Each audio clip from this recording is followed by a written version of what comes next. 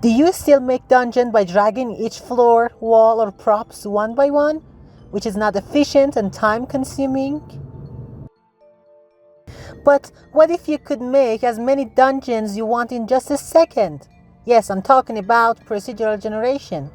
Wall, floors, and props are randomly but correctly are automatically placed in the scene, and you have infinite number of possibilities to make new dungeons. What are different types of procedural generation? 1. The linear generation, which is the simplest, and we start by that in this course. Rooms are generated in a straight line.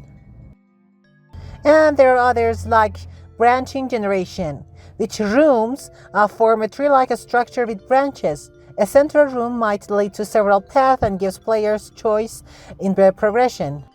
3. Grid-based generation. Rooms are placed within a grid, resembling tiles that can be connected in various configurations. Connectivity is determined through algorithm that ensures every room is reachable. 4. Binary space partitioning. This method involves recursively dividing a larger space into a smaller section using lines or boundaries and then placing rooms within these sections. Corridors are generated to connect rooms from adjacent partitions.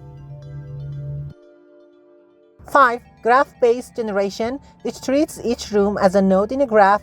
This method uses algorithm to connect rooms or nodes with corridors, edges, based on the specific rules. And as I have mentioned before, in this course we want to focus on the first one, which is a linear procedural generation. That is the easiest one, and then after you learn that, we can go and proceed with the other ones.